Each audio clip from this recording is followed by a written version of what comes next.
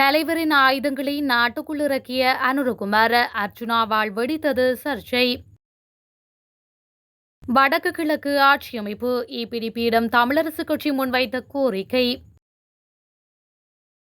லஞ்ச ஒழிப்பு ஆணைக்குழுவில் 7.5 மணி நேர வாக்குமூலம் வழங்கிய முக்கிய புள்ளி. வடக்கு வைத்தியசாலைகளில் திருடப்படும் மக்களின் பணம் அம்பலப்படுத்தும் அர்ஜுனா எம்பி. அனுர அரசுக்கு சுமந்திரன் விடுத்துள்ள கடும் எச்சரிக்கை. நீதியமைச்சருக்கு ஜம்பர் அணிவிப்போம் சாமர சம்பத் எம்பி சூளுரை. தனது சாரதியின் பெயரில் கொழும்பில் காணி வாங்கிய முன்னாள் அமைச்சர், பின்னர் நடந்த விபரீதம். கம்மன் பிளவின் வெளிநாட்டு பயண தடை, நீதிமன்றம் விடுத்த உத்தரவு. உப்பிற்கு அதிகபட்ச சில்லறை விலை, அரசாங்கம் விடுத்த கடும் எச்சரிக்கை. 2009 ஆண்டுக்கு முன்னர் தலைவர் பிரபாகரன் தாய்லாந்திலிருந்து கொண்டு வருவதற்கு தயாராக வைத்திருந்த ஆயுதங்களை ஜனாதிபதி அனுரகுமார திசாநாயக்க தற்போது கொள்கலன்கள் மூலம் நாட்டுக்கு கொண்டு வந்துள்ளதாக நாடாளுமன்ற உறுப்பினர் அர்ஜுனா ராமநாதன் தெரிவித்துள்ளார். இன்றைய நாடாளுமன்ற அமர்வின் போது அவர் இந்த விடயத்தினை குறிப்பிட்டுள்ளார். அத்துடன் ஜெர்மனியில் உள்ள தனது புலம்பெயர் மக்களும் மிகுதியான ஆயுதங்கள் அனைத்தையும் குறித்த கொள்கலன்கள் மூலம் அண்மையில் கொண்டு வந்துள்ளதாக தெரிவித்ததாக கூறியுள்ளார்.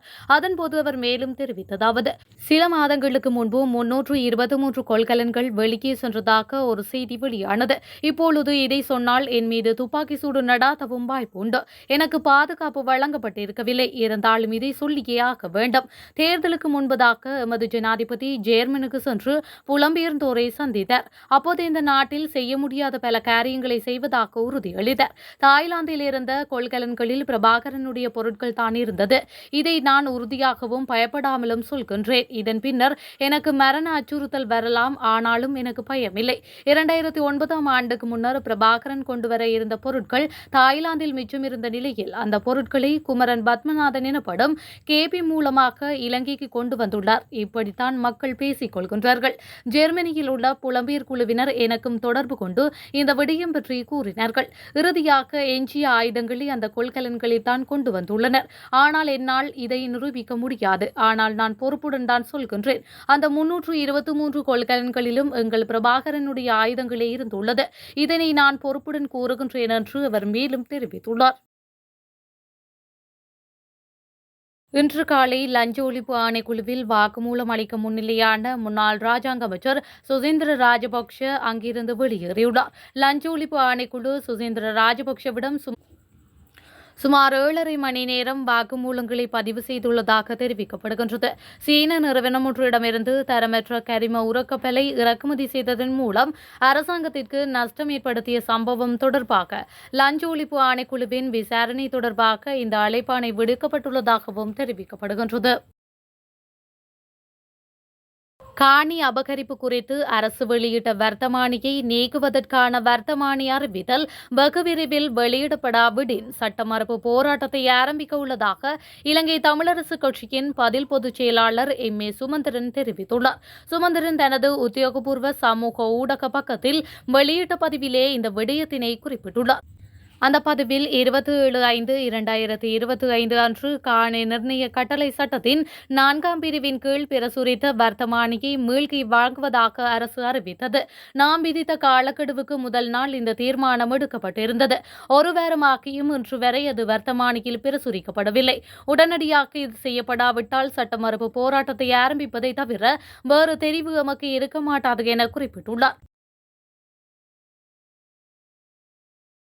நீதிபதிகளை அவமதிக்கும் வகையில் நீதியமைச்சர் கருத்து வெளியிட்டுள்ளார். எனவே இன்று ஒரு நாள் நீதியமைச்சர் கர்ஷன நாணயக்காரவுக்கு சிறைச்சாலையில் ஜம்பர் அணிவிக்கப்படும் என நாடாளுமன்ற உறுப்பினர் சாமர சம்பத் தசநாயக்க சூளுரைத்துள்ளார். நாடாளுமன்றத்தில் உரையாற்றும் போதே அவர் இவ்வாறு தெரிவித்துள்ளார்.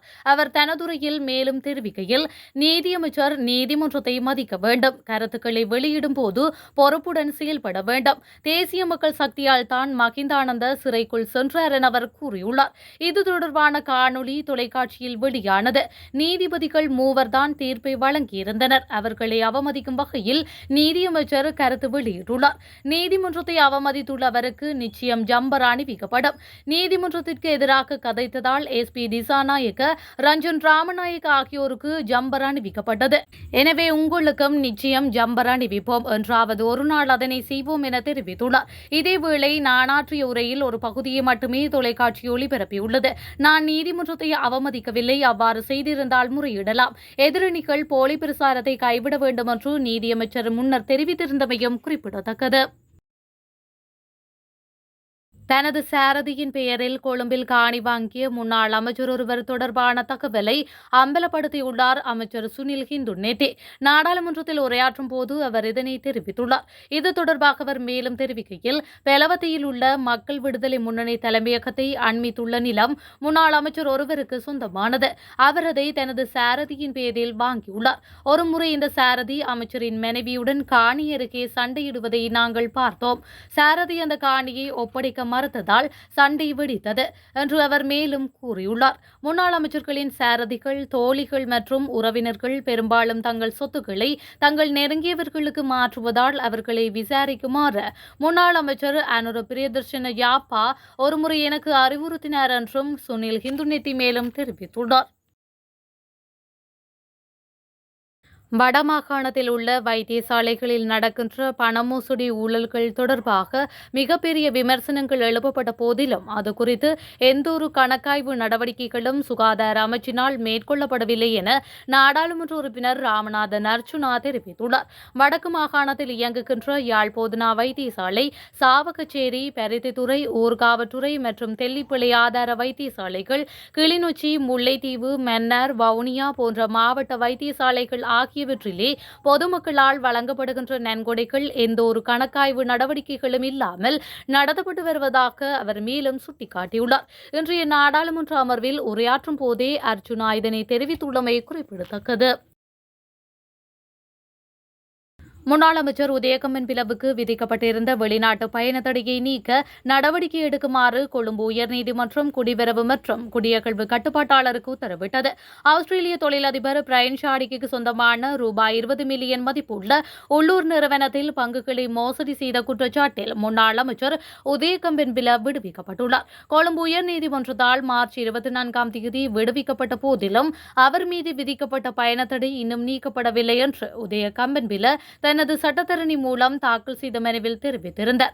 அதன்படி கம்பன் பிளவுக்காக முன்னிலையான சட்டத்தரணி இனோகா பெரேரா தனது கட்சிக்காரருக்கு விதிக்கப்பட்ட பயண தடையை நீக்க குடிவரவு மற்றும் குடியகழ்வு கட்டுப்பாட்டாளருக்கு உத்தரவு பிறப்பிக்குமாறு நீதிமன்றத்தை கோரியுள்ளார். முன்வைக்கப்பட்ட உண்மைகளை கருத்தில் கொண்ட கொழும்பு உயர்நீதிமன்ற நீதிபதி பிரதீப் அபேரத்ன உதயகம்மன் பிளவுக்கு விதிக்கப்பட்ட வெளிநாட்டு பயண தடையை நீக்குமாறு குடிவரவு மற்றும் குடியகழ்வு திணைக்களத்தின் கட்டுப்பாட்டாளருக்கு உத்தரவிட்டுள்ளமையும் குறிப்பிடத்தக்கது. வடக்கு கிழக்கு பகுதியில் உள்ள உள்ளூராட்சி மன்றங்களில் தமிழரசு கட்சி ஆட்சி அமைப்பதற்கு ஈழமக்கள் ஜனநாயக கட்சி ஆதரவு வழங்க வேண்டும் என CVK சிவஞானம் கோரிக்கை விடுத்துள்ளார். யாழ்ப்பாணத்தில் உள்ள ஈழமக்கள் ஜனநாயக கட்சியின் அலுவலகத்தில் இடம்பெற்ற சந்திப்பின் போது அவர் இந்த கோரிக்கையை முன்வைத்துள்ளார். இதன்படி தமிழரசு கட்சியின் உத்தியோகபூர்வ கோரிக்கை கட்சி மட்டத்தில் மக்கள் நலன் சார்ந்து பரிசீலிக்கப்படும் என்று ஈழமக்கள் ஜனநாயக கட்சியின் செயலாளர் நாயகம் டக்ளஸ் தேவானந்தா தெரிவித்துள்ளார். உப்பிற்கான விலைகளை உயர்த்த முயற்சிகள் தொடர்ந்தால் ஒரு வாரத்திற்குள் உப்புக்கு அதிகபட்ச சில்லறை விலையை அறிமுகப்படுத்த அரசாங்கம் கட்டாயப்படுத்தும் என்று வர்த்தக அமைச்சர் வசந்த சமரசிங்க தெரிவித்துள்ளார். ஊடக சந்திப்பொன்றில் பேசிய போது அமைச்சர் சமரசிங்க இதனை குறிப்பிட்டுள்ளார். அத்தோடு உப்பு இறக்குமதியை அனுமதிக்கும் முடிவு உள்நாட்டு பற்றாக்குறையை நிவர்த்தி செய்வதற்காக மட்டுமே எடுக்கப்பட்டதாகவும் இறக்குமதியாளர்களின் லாபம் ஈட்டுவதற்கு அல்ல என்றும் அவர் வலியுறுத்தியுள்ளார். இறக்குமதி செய்யப்படும் 1 கிலோ உப்பு 40% அரசாங்க வரி உட்பட ரூபாய் 77 ஆகும் என்றும் அவர் குறிப்பிட்டுள்ளார். அதன் விலை கிலோவுக்கு ரூபாய் 80 என்று வைத்துக் கொள்வோம். பின்னர் மொத்த வியாபாரிகள் நியாயமான லாப வரம்பை ரூபாய் 10, 20 அல்லது 30 தக்க வைத்துக் கொள்ளலாம். ஆனால் அதற்கு மேல் இல்லை என்று அமைச்சர் மேலும் கூறியுள்ளார். தற்போதைய பற்றாக்குறையை பயன்படுத்திக் கொள்வதற்கு எதிராக எச்சரித்த சமரசிங்க, இறக்குமதியாளர்கள் சூழ்நிலையை பயன்படுத்தி செயற்கை விலை உயர்வை உருவாக்க முயற்சித்தால் விலை உச்சவரம்பை நிர்ணயிக்க நாங்கள் தயங்க மாட்டோம் என்றும் தெரிவித்துள்ளார்.